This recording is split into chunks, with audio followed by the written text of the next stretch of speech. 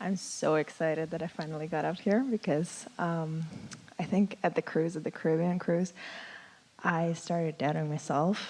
But now I'm really glad because at the Well, cruise... you could offer better words rather than that I finally got up here, because you're sort of amplifying more resistant time or more times of not being ready. We're nitpicking here, but you get what we're talking about. Absolutely. Most of you could just say half your sentence and you'd be better off.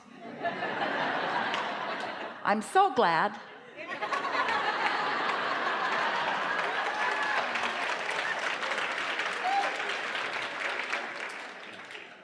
So at the cruise, you said that you were going to spend a complete segment on triaging the momentum.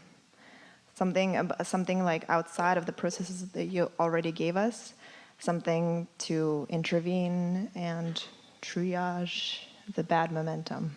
Well, what we were really talking about here, you see, interesting that we just said to you all what we just said before you came up here, that Esther's tuned into source energy as much as anyone we've ever known, and under most conditions she can get there pretty quick.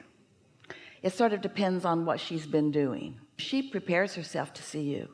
She makes sure that she's been daydreaming and meditating and making her list of positive aspects and so forth, you see. And so what we've been talking about here today, about tapping into your true power and about understanding the difference between that power of non-resisted thought and trying to clean up resisted thought.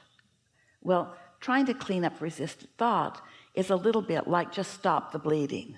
If you are really upset about something, even though we want to help you and we'd like to take you all the way to your full empowerment, the likelihood of that happening in that moment is not that great, because you've already got enough momentum going that your world is sort of collapsing around you. And so in most cases, the best anybody can do is stop the bleeding. Does that make sense to you? Well, you all are past that. We wouldn't have the conversation that we had here today with just any group of people that stumble in off the street. They would not be ready to hear this. Most people are not ready to accept their worthiness.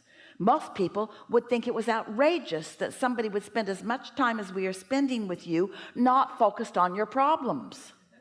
But we know for sure that every minute we spend with you focused on your problems is another moment of holding you in vibrational alignment with what you don't want, rather than calling you or guiding you toward what you do want. Okay, I just wanted to clarify that. But here's the point that you're making, and it's an important point. You are where you are. I am where I am. I feel how I feel. I feel the way I'm feeling right now. So in this moment, where you are and how you feel is in relationship with who you really are. And we said earlier, you couldn't feel terrible if your inner being didn't feel wonderful about this subject. If your inner being didn't know your value and your worthiness, you could never feel defeated, because there wouldn't be that wonderfulness to get sideways of. Does that make sense to you? So we made a strong statement earlier. Some of you heard it and most of you did not. You couldn't feel this bad if your inner being didn't feel this good. Oh, how very nice for you, inner being. Esther said to us more than once, come over here where I am, because the separation between us is too painful. Well, your inner being is not ever going to join you in your lower vibration, but you are where you are. So over time, we've written a lot of books. The Ask and It Is Given book has 22 processes in it, each one of them to help you from wherever you are to move to a better feeling place. And every one of them works.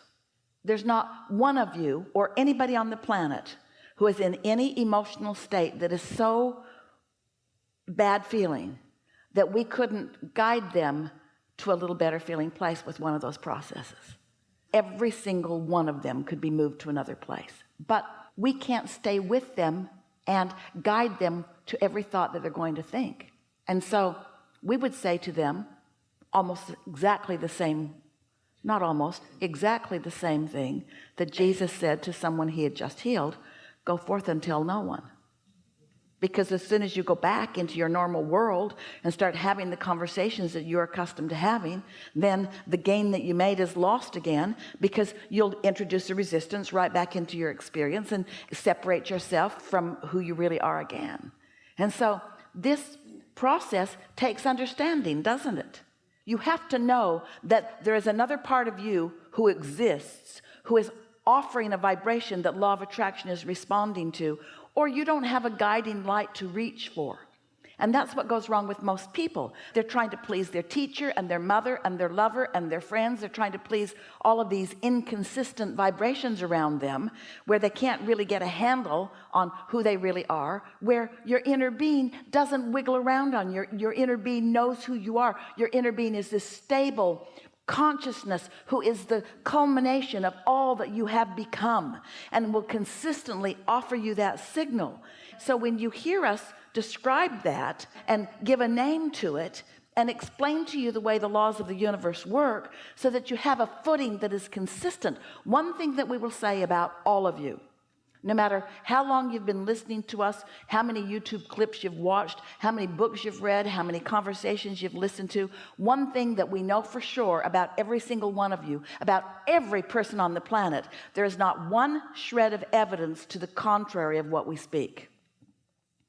The laws of the universe are so consistent. Another thing that we will say to you is, you have never heard us say one thing ever that contradicts another thing that we've said ever.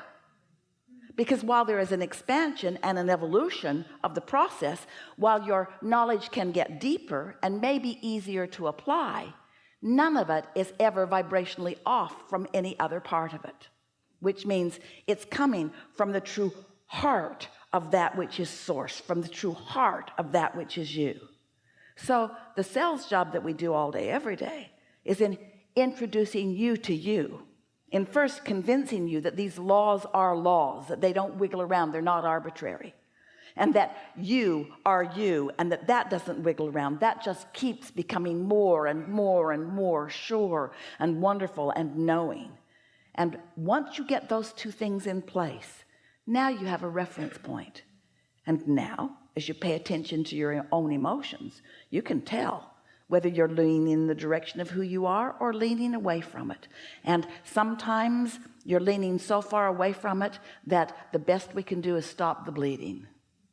And you're not going to get that much from us in this conversation, while you will feel a little better. And sometimes we'll have some conversations like we've had here today, where you have gone with us into a place where consciousness has never been before, and you have felt the exhilaration that your inner being felt as we moved into a place that has never been before unto all of the universe.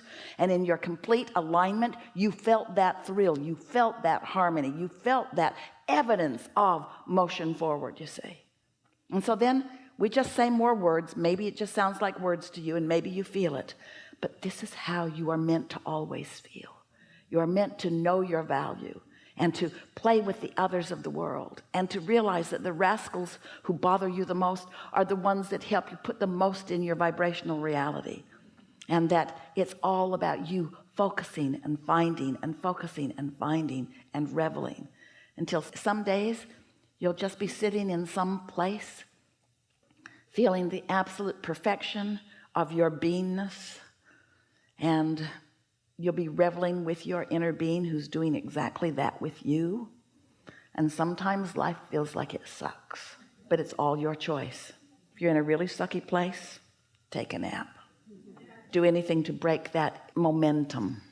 So you've said before in a different audio that I was listening to that you had a therapist friend who used your scripting process to write out a story about her son's business, and when she made herself believe that for a week, you said? It was easy for her to believe it because, first of all, she believes us, and she understands the law of attraction, and she had already was good at visualizing. So when she turned her attention toward a daydream of success for her son, she influenced him.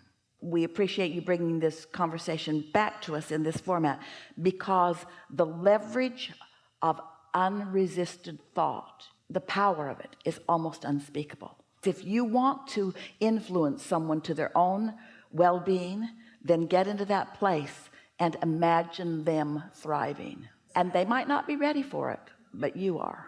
Because I heard it, like when I heard it, I was like, wait, there's no assertion though. And does that mean that because their vortexes align, or is that how she could, or he's in her vortex? So step back just a little bit from your question, because you're balled up in it and we can see why. But instead, step into a clear place.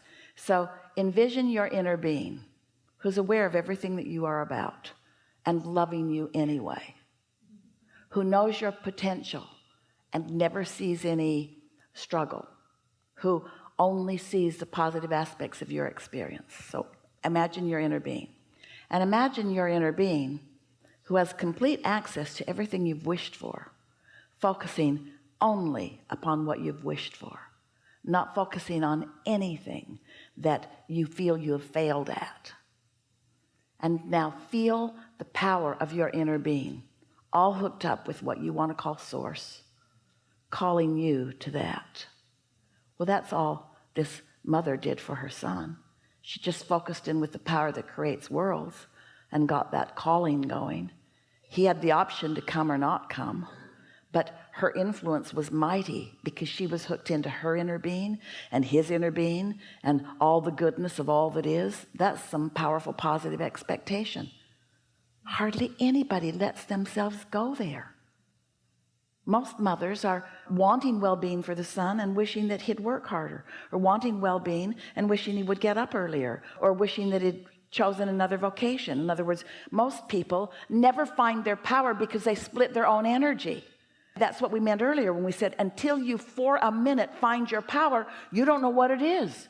Until you find your alignment with source, you don't know what power of influence you have. You could be meeting someone that you meet on a pretty regular basis and have not been with them for a while, so that the things that annoy you about them is not very active within you, and you could have this really general daydream of how much fun you're going to have, and you would have so much fun with that person as soon as today because of your power of non-resisted thought. Or you could dread being with them and remember what it was last time and try to stay off this topic and that topic for fear that it'll go south like it did last time, and then it will. You cannot create in anyone else's reality, but you can create with your inner being, in which case you have the power to influence them positively, or you can create without your inner being, in which case you have hardly any power at all, and you can just muck around in the trenches with all of the other physical humans who are standing and pointing blame at each other all day, every day. It's really good. Yeah, really good question.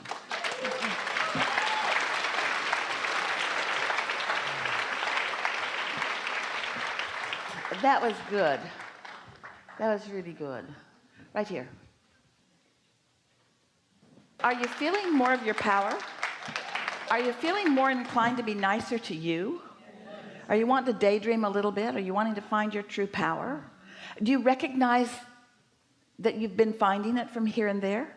In other words, is a lot of this resonating with what you already know to be? Where'd you come from?